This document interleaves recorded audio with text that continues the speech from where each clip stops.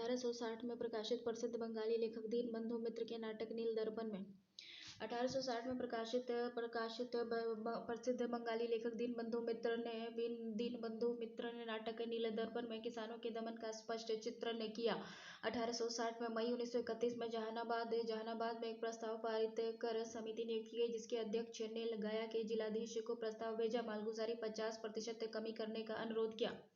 कृषक जांच समिति। बिहार में कांग्रेस ने राजेंद्र प्रसाद की अध्यक्षता में एक कृषक जांच समिति की स्थापना की, जिसके अन्य सदस्य थे श्री कृष्ण सिंह, अब्दुल बारी सिद्दीकी, विपिन बिहारी बलदेव सहाय, राजेंद्र मिश्रा, राधा गोविंद प्रसाद, अनुग्रह नारायण सिंह ने पालीगंज में आयोजित सभा किसान सभा। बिहार किसान सभा के पुरोधा और स्वामी सहजानंद सरस्वती ने किसान सभा को एक नव जीवन प्रदान किया तथा किसानों में राष्ट्रीयता की भावना को जीवित एवं रख सर्वाधिक शक्तिशाली वामपंथ को उभारा। सिर्फ 1933 में ही 117 किसान सभाएं आयोजित की गई। 16 मार्च 1933 ईस्वी को मधुबनी की प्रांतीय सभा को औपचारिक स्वरूप प्रदान करने का प्रयास किया गया, जो दरभंगा महाराज की साजिश की वजह से असफल रही। बकाश्त जमीन के कारण सामाजिक वर्गों में संघर्ष था, जिसका परिणाम 1934 में वामपंथ और कांग्रेस को अलग कर दिया गया। कांग्रेस ने किसानों के असंतोष को बढ़ा दिया।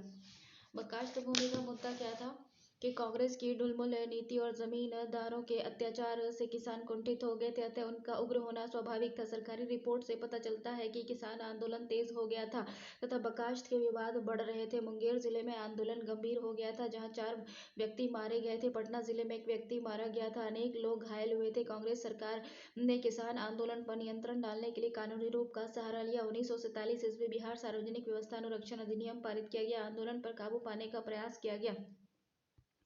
इस अधिनियम से किसान नेताओं को परेशान किया गया। कानून तोड़ने पर जेल जाने का अकेले दरभंगा जिले में 3000 मुकदमे चलाए गए। ये अलोकतांत्रिक तरीका था जिससे किसानों के दमन का कांग्रेस के सरकारी दस्तावेज में कहा गया था। नवजात राज्य के लिए यह संभव नहीं कि वह जमींदारी से लड़ बैठे।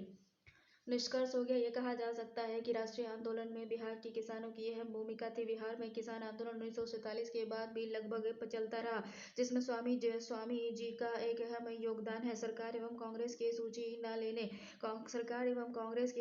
लेने के बावजूद किसान आंदोलन ने बिहार के किसानों को फायदा पहुंचाया। बिहार 1857 क्रांति। आर्थिक, सैनिक, राजनीतिक, सामाजिक, धार्मिक और तात्कालिक। दानापुर में सैनिकों के आरा पहुंचने पर कुंवर सिंह ने नेतृत्व स्वीकार और विद्रोह प्रारंभ किया। स्वयं को आरा का शासक घोषित किया और कैप्टन डनबर को हराया। विसेंट आयर के नेतृत्व में अंग्रेजी सेना की जीत एवं कुंवर सिंह ने आरा छोड़ा, लखनऊ पहुंचे और जहां अवध के दरबार से उन्हें सम्मान एवं सहयोग मिला। कानपुर और आजमगढ़ में अंग्रेजों को हराया। अप्रैल 1958 में कैप्टन ली ग्रैंड के नेतृत्व में आई ब्रिटिश सेना को हराया। कुछ दिनों बाद वीर गति को प्राप्त हुए। 1857 का विद्रोह अंग्रेजों के खिलाफ प्रथम व्यापक विद्रोह था, जो काफी बड़े क्षेत्र में फैला। इसका नेतृत्व भी अनेक लोगों ने अपने अपने क्षेत्रों में किया। बिहार में 1857 के विद्रोह के अनेक कारण जो निम्नलिखित हैं। अंग्रेजों के द्वारा भारतीय सैनिक के साथ भेदभाव किया जाता था। अंग्रेजी सैनिक की अपेक्षा उनका वेतन एवं सुविधाएं कम तथा पदोन्नति के अवसर न के बराबर थे। बिहार के सैनिक को भी इस तरह की अपेक्षा उनका वेतन एवं सुविधा कम तथा भेदभाव से रूबरू होना पड़ता था, जिसके कारण उनके मन में असंतोष व्याप्त था। 12 जून 1857 को देवघर जिले के गांव रोहिणी में सैनिकों के विद्रोह के साथ ये विद्रोह आरंभ हो गया। 2 अंग्रेज अधिकारी मारे गए, परंतु विद्रोह विफल रहा। अंग्रेजों की धार्मिक नीति भी हिंदू एवं मुसलमानों के लिए कष्टप्रद थी। ईसाई धर्म प्रचार पर सरकार का काफी जोर था।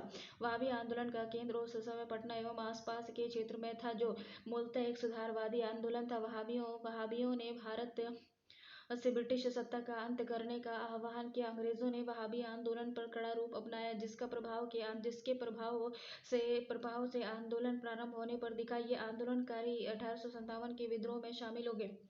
बिहार में जमींदारों और सामंतवादों के विरुद्ध अंग्रेज की नीति। 1857 के विद्रोह में जमींदारों की भूमिका का प्रमुख कारण क्या था?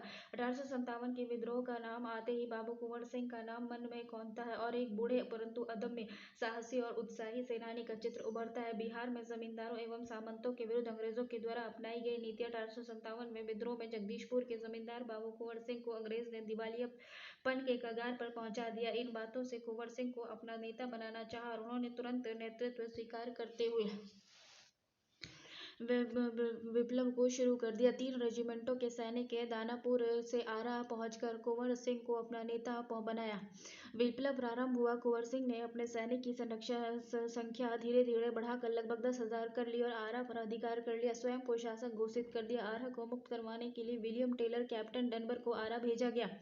घमासान युद्ध के बाद कैप्टन डनबर मारा गया, जिसमें कुंवर सिंह और अनेक सैनिक के हौसले बुलंद हो गए। लेकिन पुनः मेजर बिसेंटायर के नेतृत्व में अंग्रेजों ने लड़ाई की, जिससे कुंवर सिंह को हार हुई और उन्हें आरा छोड़ना पड़ा। अंग्रेज आरा को कुंवर सिंह से मुक्त कराने में सफल रहे। इधर कुंवर सिंह लखनऊ पहुंचे और वहां से नाना साहब से मिलने पहुंचे और उनके साथ मिलकर कानपुर को जीतने में सहायता की। कानपुर में कुंवर सिंह आजमगढ़ की ओर बढ़े और आजमगढ़ को जीतने में सफलता प्राप्त की। अंग्रेज कुंवर सिंह की वीरता और साहस से परेशान थे और गवर्नर जनरल लॉर्ड कैनिंग ने मार्क कीन तथा सर एडवर्ड लुगार्ड को कुंवर सिंह पर दबाव डालने और आजमगढ़ को मुक्त कराने के लिए भेजा, लेकिन कुंवर सिंह पुनः अंग्रेजों से दृढ़तापूर्वक लड़े और उन्हें हराया। कुंवर सिंह आजमगढ़ से अपने घर जगदीशपुर लौटकर पुनः उसे अपने अधिकार में लेना चाहते थे। कुंवर सिंह एवं कैप्टन लीग्रैंड की सेना में संघर्ष हुआ, जिसमें कुंवर सिंह ने अंग्रेजी सेना को हराया, परंतु खुद भी घायल हुए। गंगा पार करते समय हाथ में गोली लग गई, जिससे उन्हें काट कर गंगा में फेंक दिया। ये उनके अदम्य साहस और सहनशीलता को प्रदर्शित करता है। वे वीरगति को प्राप्त हुए। संघर्ष के क्रम को उनके भाई अमर सिंह ने आगे बढ़ाया, परंतु संघर्ष ज्यादा दिनों तक नहीं चल सका एवं महारानी विक्टोरिया द्वारा क्षमादान की घोषणा के बाद ही इस क्षेत्र में विद्रोहियों ने हथियार डाले। 1859 तक ब्रिटिश सत्ता की बहाली न केवल बिहार बल्कि सारे देश में हो चुकी थी। लेकिन 1857 के इस महासंग्राम ने सारे देश में एक नई परिस्थिति को जन्म दिया। कंपनी के शासन का अंत हुआ और भारत का शासन इंग्लैंड की सरकार के प्रत्यक्ष नियंत्रण में आ गया। इसके अनेक दूरगामी प्रभाव उत्पन्न हुए, जिससे बिहार सहित पूरे देश प्रभावित हुआ। समीक्षा की जाए तो 1857 का विद्रोह अंग्रेजों के खिलाफ भारतीयों के विद्रोही आंदोलन का एक महत्वपूर्ण मोड़ था, जिसके बाद काफी कुछ परिवर्तित हुआ। 1857 के बाद से क्षेत्रीय और जातीय स्तर पर विद्रोही प्रभुत्व का विरोध होता रहा, जैसे पूर्वी भारत बंगाल में सन्यासी, कोल और संथाल और अहोमों का विद्रोह, पश्चिम भारत में भीलों का विद्रोह, कच्छ का विद्रोह, बघेरा रोमियों का विद्रोह, दक्षिण में बेलू पथम्पी का विद्रोह, वहाबी आंदोलन, छोटे छोटे सैनिक विद्रोह। लेकिन 1857 का विद्रोह का स्वरूप जो था वो राष्ट्रीय था। इस विद्रोह का स्वरूप काफी विस्तृत था, जो भौगोलिक दृष्टिकोण से भी और विद्रोही और नेताओं की संख्या के दृष्टिकोण से भी। इस विद्रोह में ऐसे लोगों को एक साथ ला खड़ा किया जो कभी एक दूसरे को जानते तक नहीं थे। समान दुश्मन ने उनमें राष्ट्रवाद का भाव पैदा किया। बहादुर शाह जफर को विद्रोहियों ने एक स्वर में अपना नेता बना लिया और भारत का सम्राट घोषित कर दिया। राष्ट्रवाद की भावना समय के अनुसार अलग अलग होती एवं उस समय के परिवेश में विद्रोहियों की ऐसी एकजुटता रूप प्रदर्शन राष्ट्रीय भावना को प्रदर्शित करता है। बेंजामिन डिज़रेली ने इसे राष्ट्रीय विद्रोह का। अशोक मेहता ने अपनी पुस्तक द ग्रेट रिबिलियंस में सिद्ध करने का प्रयास किया कि 1857 के विद्रोह का स्वरूप राष्ट्रीय था। 1857 के विद्रोह में जिस प्रकार से अलग अलग क्षेत्र के नेता, राजा, जमींदार ने भाग लिया, उसका उद्देश्य अंग्रेजी शासन को उखाड़ना ही था। भले ही अंग्रेज को यहाँ से भगाने में उनका स्वार्थ था, लेकिन वे शासक अधिकार को खोना नहीं चाहते थे, जिससे अंग्रेज हड़पे जा रहे थे। अतः विद्रोह अंग्रेजों को स्वतंत्रता के लिए उस समय के शासक द्वारा लड़ा गया। लेकिन 1857 के विद्रोह की शुरुआत सिपाहियों ने की, लेकिन शीघ्र ही यह काफी बड़े क्षेत्र में नवाबों, जमींदारों, राजाओं और अन्य नेताओं द्वारा आगे बढ़ाया गया। अंग्रेजों ने इस विद्रोह को काफी कठिनाई से दबाया, लेकिन इस आंदोलन का काफी व्यापक प्रभाव रहा। वर्तमान एवं भविष्य में दिखा। भारत की सत्ता भी कंपनी के हाथों से निकलकर क्राउन प्रिंस के हाथों में चली गई और कई सुधार किए गए। अतः आरसी मजूमदार द्वारा कहा गया कि ये आरसी मजूमदार एक इतिहासकार थे। उनके द्वारा ये कहा गया कि तथाकथित 1857 का राष्ट्रीय स्वतंत्रता संग्राम प्रथम संग्राम न तो ये प्रथम था और न ही राष्ट्रीय और न ही स्वतंत्रता संग्राम था। पूर्णतः सत्य प्रतीत नहीं होता है। देखो, चंपारण सत्याग्रह 1917। बैरिस्टर मोहनदास करमचंद गांधी ने महात्मा के रूप में बिहार में ही अवतार लिया था। मोहनदास करमचंद गांधी को महात्मा की उपाधि बिहार में हुए चंपारण सत्याग्रह से ही प्राप्त हुई थी। काठियावाड़ी ड्रस में बिहार पहुंचे और गांधी चंपारण से महात्मा बनकर लौटे। ये चंपारण में गांधी ने 28 से 41 गांवों 2008 से 41 गांवों का सर्वेक्षण कराया।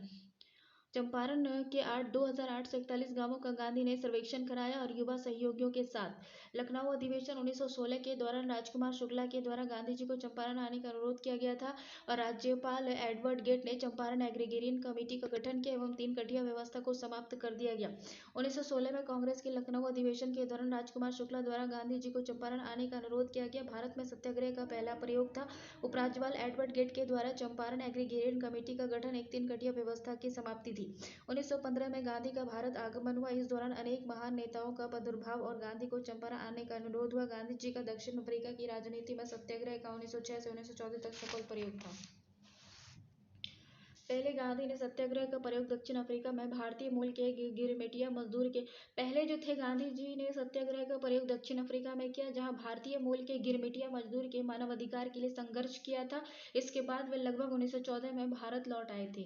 गांधी जी का चंपारण सत्याग्रह एक नए युग का सूत्रपात था। गांधी एवं गांधी के इस नए प्रयोग का प्रभाव स्वतंत्रता प्राप्ति तक स्पष्ट परिलक्षित होता है, लेकिन चंपारण सत्याग्रह से बहुत पहले ही भारतीय स्वतंत्रता संघर्ष एक आकार ग्रहण कर चुकी थी, जिसकी ठोस शुरुआत कांग्रेस की स्थापना 1985 में एओ ह्यूम के द्वारा हुई थी। लेकिन कांग्रेस की स्थापना के समय संघर्ष में प्रबुद्ध लोगों का ही प्रभाव था एवं कांग्रेस के अंदर भी पहले नरमपंथी और बाद में गरमपंथी विचारों का प्रभाव रहा, जिस दौरान भारत के अनेक नेताओं का प्रादुर्भाव हुआ। वहीं गांधी जी दक्षिण अफ्रीका में अन्याय के खिलाफ अपने मिशन में लगे हुए थे। 1906 से 1914 में साउथ अफ्रीका में गांधी जी थे।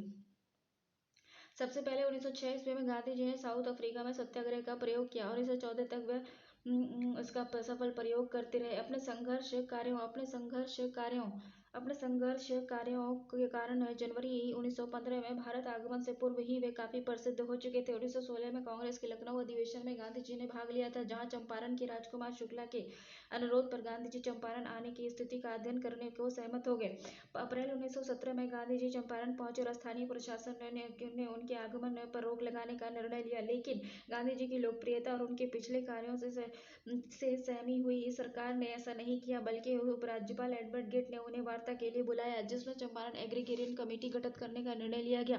गांधी जी के इस कमेटी के सदस्य बने किसानों को गोरे जमींदार बलपूर्वक नील की खेती के लिए बाध्य करते थे। प्रत्येक बीघा 20 कट्ठे पर उन्हें 3 कट्ठे पर नील की खेती अनिवार्यतः करनी पड़ती थी। इसे ही 3 कटिया व्यवस्था कहते थे, जिसमें उन्हें उचित मजदूरी भी नहीं मिलती थी और इस व्यवस्था को गलत तथा जमींदार को व्यवहारों को अनुचित मानते हुए कमेटी ने 3 कटिया व्यवस्था को कानूनी तौर पर समाप्त कर दिया।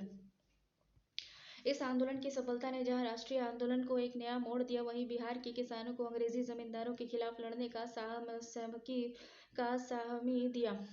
बक्सर का युद्ध सन 1765 ईस्वी में बंगाल बिहार के साथ चंपारण को भी शाह आलम द्वितीय ने अंग्रेजों को दे दिया। उस समय चंपारण बेतिया राज्य में पड़ता था। 1765 ईस्वी में बंगाल बिहार के साथ चंपारण को भी शाह आलम द्वितीय ने अंग्रेजों को दे दिया था। उस समय चंपारण बेतिया राज्य में पड़ता था, जिसमें 36 अंग्रेज ठेकेदार थे। बेतिया राज्य में 36 अंग्रेज ठेकेदार थे, जिसमें से 33 नील का व्यवसाय करते थे। नील की खेती 2 प्रकार की होती थी, जिरात और असामीवार। जिरात कोठी वालों के दखल की जमीन होती थी। जिरात जो होती थी वो कोठी वालों के दखल की जमीन थी। उसमें मजदूर किसान अपने हल बैल की सहायता से नील बोते थे। इसके बदले में कोठी वालों को कुछ अवश्य देना पड़ता था, किंतु मजदूरी उतनी कम मिलती थी कि उससे पेट पालना भी मुश्किल था। वहीं आगे चलकर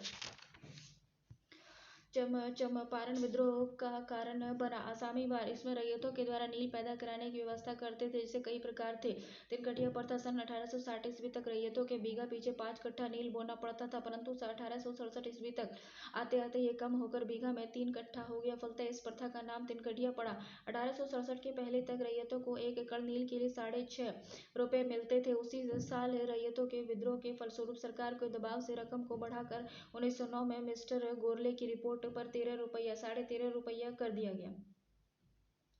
इसके अलावा जिन खेतों पर नील की खेती होती थी उसकी मालगुजारी नहीं ली जाती थी, परंतु ये अमल में पूरी तरह से नहीं था। नील की खेती जितनी चंपारण में होती थी उतनी बिहार के किसी भी हिस्से में नहीं होती थी, किसी भी जिले में नहीं होती थी। 3 कटिया प्रथा ही मुख्य रूप से चंपारण के किसानों के दुखों का प्रमुख कारण थी। चंपारण में ही रैयत दुखी थे, नील की खेती से ऐसी बात नहीं थी। 1860 में बंगाल में भी नील की खेती के कारण हलचल थी, परंतु वहां हरीशचंद्र मुखर्जी नामक व्यक्ति ने रैयतों के दुखों को कमीशन के सामने रखकर न्याय दिलाया था। उसी समय बिहार के नीलवरों की भी बात छिड़ी थी।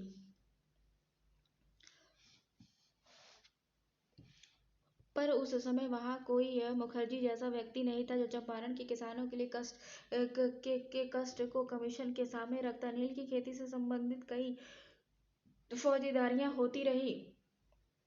अंततः 14 अगस्त 1907 को कोठी के रैयतों ने एक दरख्वास्त चंपारण के कलेक्टर के पास भेजी, परंतु उसका उन्हें कोई लाभ नहीं हुआ। जब तक रैयत नील बोते रहे, पानी उन्हें मुफ्त में मिलता रहा। जैसे ही रैयतों ने नील बोना बंद किया, वैसे ही उन्हें पौने खर्चा पानी का खर्च देना पड़ा, 3 रुपया प्रति बीघा, जिसका विरोध करने पर किसान आमदा हो गए। इसी विरोध का परिणाम 1866-88 में बिहार के दरभंगा और चंपारण में नील उत्पादकों ने बड़े पैमाने पर विद्रोह किया। इसे ही देखकर 1889-90 में बंगाल के किसानों ने विद्रोह किया। पैन खर्चा। महात्मा गांधी का आगमन। कांग्रेस का 31वां अधिवेशन 1916 में लखनऊ में हुआ था, ठीक है, जिसमें बिहार प्रांत संबंधी 2 प्रस्ताव उपस्थित करने का विचार हुआ था। पटना यूनिवर्सिटी बिल के संबंध में और चंपारण के नीलवरों और रैयतों के संबंध में जांच प्रस्ताव पारित हो जाने के बाद लोगों ने गांधी जी को चंपारण आने का निवेदन किया, परंतु समय के अभाव के कारण गांधी जी नहीं आ सके, लेकिन उन्होंने आने का आश्वासन दिया। लखनऊ से आने के बाद चंपारण